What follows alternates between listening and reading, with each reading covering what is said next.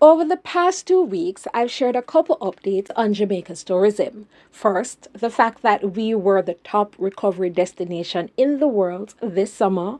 Then, we received 26 of 52 awards at the World Travel Awards 2022.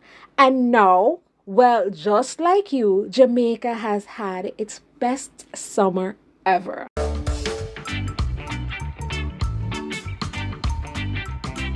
So Minister Bartlett, while speaking at the welcome ceremony at this year's USA Travel Advisor Golf Tournament at Sandals Ocherias Beach Resort located in St. Anne, shared some wonderful news.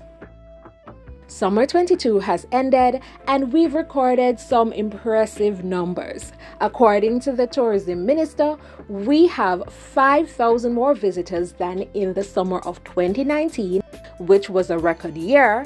And the better news is that our earnings in the summer of 2022 are up 20% over 2019. We not only had more visitors, we also had more revenue.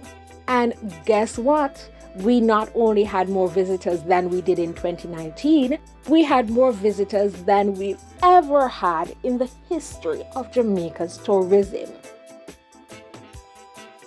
There's more. But before we move on, if you are liking the information so far, please hit the like button. And if you're interested in seeing more videos like these, please subscribe. So when the year started, they expected that for 2022, we would have around 2.3 million stopover visitors and would earn US $3.5 billion. But since we did so well, projections for stopover visitors have now increased to 2.6 million and earnings are projected to be US $4.2 billion.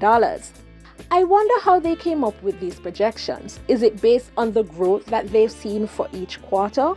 For example, for the April to June quarter, hospitality and tourism accounted for 55.4% of the 5.7% economic growth recorded.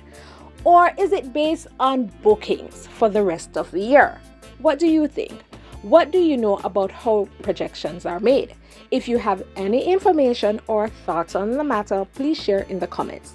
Now, according to Bartlett, the new projections match what was expected for 2025. So not for this year, not for 2023, not for 2024, but for 2025. What do you think is causing this increase? Is it because of some of the strategies being implemented by the tourism ministry? Is Jamaica just a bomb destination that people are drawn to? Is it because the floodgates have opened after 2 years of travel restrictions? I think it may be a mixture of all three. Let me know what you think in the comments.